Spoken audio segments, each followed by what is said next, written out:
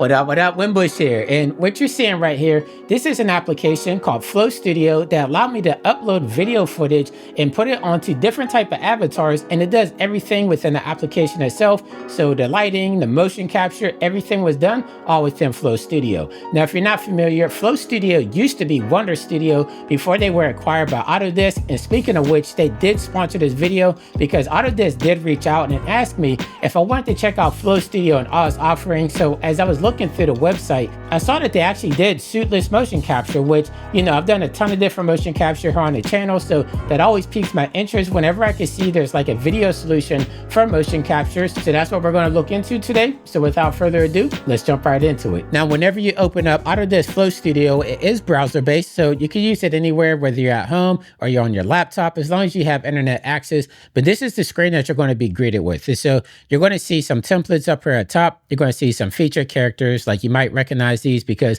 this is what I use this side of my intro here. And then down here, you can see some of my recent experiments that I did. But if you wanted to play around with it, there is a free tier. So if you look over here, they do have subscription plans, but if you want to just test it out for yourself, there is a free tier here. You can go through these, and I'll leave a link down below in case you want to test this out for yourself. Now, you're going to be greeted with a couple of different ways that you can use Flow Studio. Like I use live action for my intro there, and then this live action advanced, you can actually export out your CG scenes, which I'm going to show this working with Unreal Engine.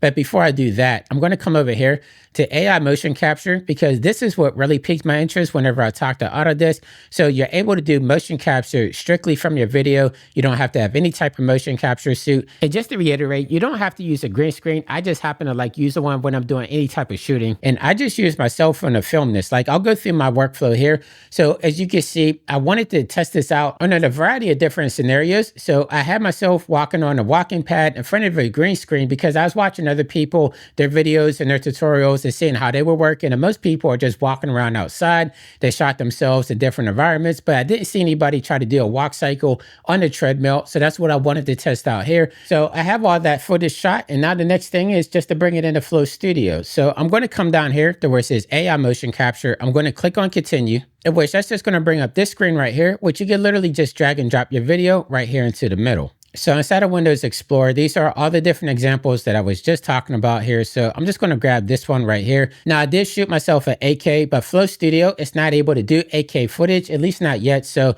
I compressed it down to 4K, and then I clipped it. So it's just getting the exact motions that I wanted. So I'm just going to take this clip right here, drag and drop it into Flow Studio. And once I do that, you can see that now we have our footage and we have our timeline down here, in which everything is looking good to me here. So I'm going to come up here and click on next.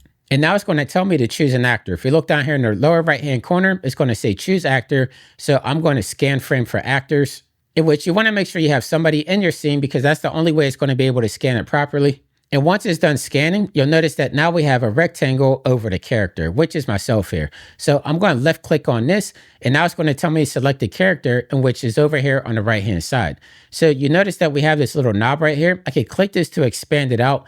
And whenever we look at our different characters, it's also going to give us some information here as well. So like right now, you see we have the default metahuman. If you ever used Unreal Engine 5, this should look very familiar to you.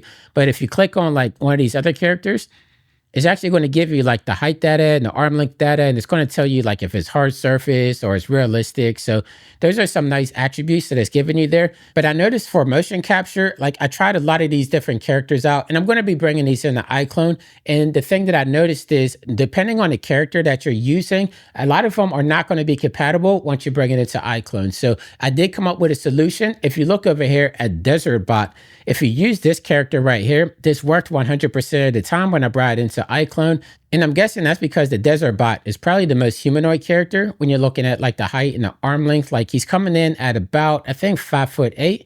And it doesn't even matter with the height size. Like I'm 6 foot and this still worked for me. So I'm going to click on Assign. And we're going to see how this works right now, because if I come over here on the left-hand side under Advanced Retargeting, where it says Scale Characters, if I hover over this, you can see that the Desert Bot is actually scaling down to the size of the person inside the video. So it doesn't really matter like how tall you are. This is going to scale it down, but I just found that the Desert Bot worked best for the motion capture. So coming down here to Feet IK, if I hover over this, it's going to show you that we have axes that are hooking up to your feet. So you'll be able to manipulate this once we have it inside of iClone. So I'm going to turn this on. You could do the wrist if you want, but I'm not really worried about that too much. And then down here under pelvis offset, I'm going to leave it down here at feet. And then down here under advanced features, if you hover over this eye right here, it's going to show you the different type of shots and what they mean. So for my scenario, since I am doing full body, I'm going to do it on the wide shot here. So where it says auto, I'm going to click on this and I'm going to come down here to wide. And then for the motion type, it's going to give you different type of scenarios that are going to correlate with what you're selecting there. So I felt like for me walking on a treadmill, the medium motion kind of paced out nicely. So I'm going to come down here to auto and click on medium. Now from here, all we have to do is click on next.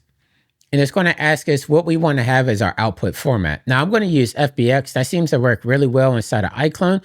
But if you're using a different application, you can use USD.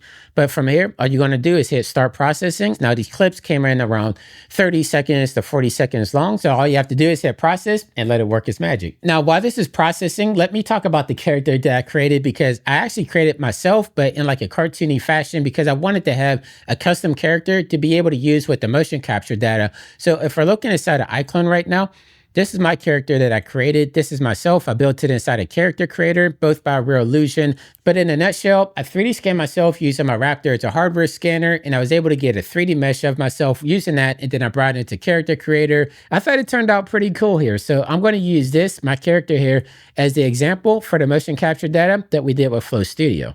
In which, speaking of which, it looks like everything is done. So I uploaded a couple of examples here. I have the one that we just went through right here. So I'm going to download this. And then I have the one process too, where I was just walking straight forward. So I'm going to download this one as well. And then we're going to bring these into iClone, and we're just going to test them out.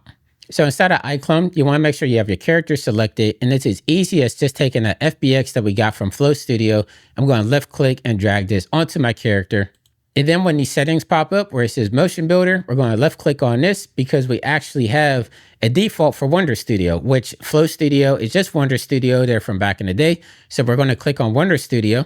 And then right here where it says Keep Root Motion, I'm going to turn that off. I'm going to turn off Auto Generate. And then I'm just going to click on Convert All. Now, when you do that, you'll notice that my character went below the foot level here. And so I'm just going to click on this axis right here so I could drag my character up above.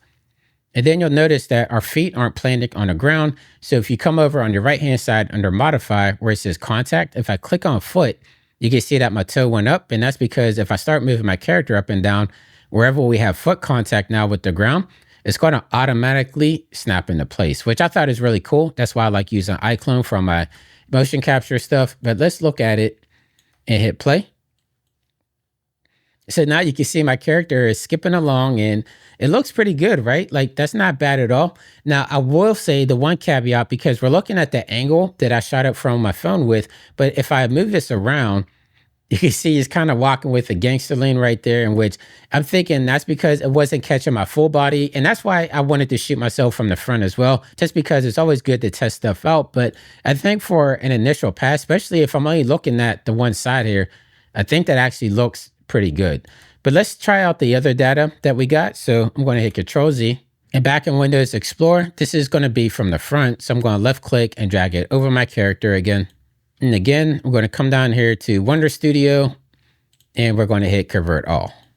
So once again, all we have to do is drag our character up, and it looks like my foot's already connected because all I did was hit Control Z before. But let's look at it from the front, because this is going to be the front data from the treadmill. And I'm just going to start hitting play.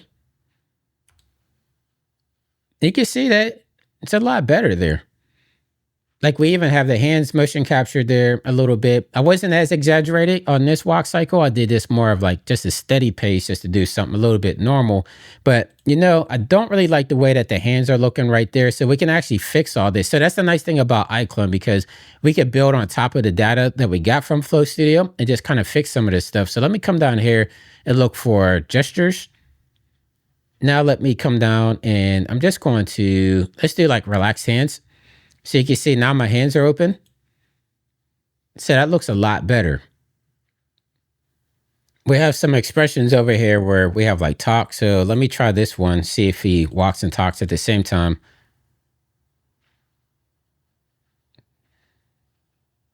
Ah, there we go. So now he's talking, he's moving around, his eyes are blinking. Move this out so we can see it better. But I think the motion capture from, Flow Studio is actually pretty decent. So you could build on top of it, use an iClone. But the other example I have set up here too is we could bring some data into Unreal Engine directly from Flow Studio. So let me get that set up. Now, remember at the top of the video, I showed you that we have several different options that we could choose from. So that second option where it had the advanced mode, we can actually take the video footage, apply to a character, and then get an Unreal Engine file that we can open up inside of Unreal Engine, and everything is going to be brought over into it. So just to reiterate, right here, we have live action. This is when you start a new project. But the second option right here is going to be live action advanced. And it's pretty much the same workflow that we saw before. And so I already have this process. It's this one right here where it says walk cycle Unreal. So if I play it, you can see I was using like the crash test dummy, and I'll just play through, and it actually looks pretty good. Like that's actually really good tracking. I'm using a character from Flow Studio, but you can use your own characters there if you want. And the thing is down here where it says export scene, if I left click down here, I have it set up for Unreal Engine, but if you're using like Blender or Maya, they can export those files as well. But let's export out Unreal Engine and open this up. So this is going to be the project file that I just downloaded from Flow Studio. We have an Unreal Engine project, as you can see. So I'm going to double click on this. And I'm using the latest version right now, which is 5.7. So I'm going to click on OK. Now with Unreal Engine opened up, you can see that we have a bunch of folders that's included down here. I'm going to come down here to shots. Then I'm going to open up the main level. And this is where we have our project. So we can see we have the crash test dummy in here. We have the camera because it also tracked the camera as well. And then we have a sequencer that's aligned up with it. But let me click on the character because I'm just going to have it running inside the viewport here. So if I come down here to my skeletal mesh, let me scroll this up. Right here under animation mode, I'm going to click on this, and then I'm going to use the animation assets. And then I'm going to look where it says animation to play, left click here, and this should be the data that we got from Flow Studio. And there we go. Now we have our character, the animation brought over from Flow Studio.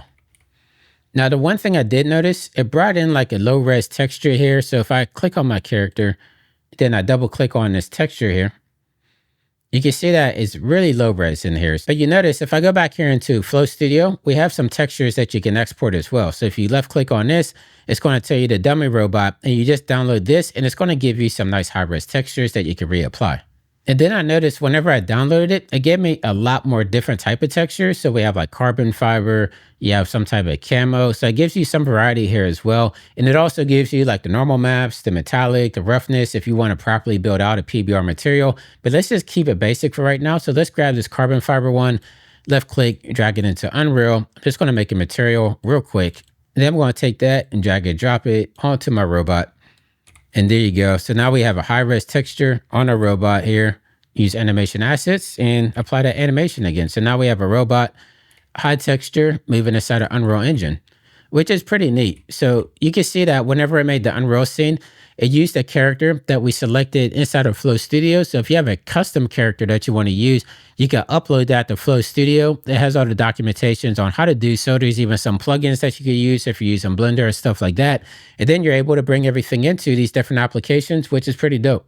But I have to say, with the experiments that I've done, I'm highly impressed. So let me know what you think, because I do have a free tier, and if you played around with it or if you used it in the past, I'll be curious to see what type of results you have. And until next time, stay fresh, keep creating, and I'll catch you in the next video. I'll see you soon. Take care.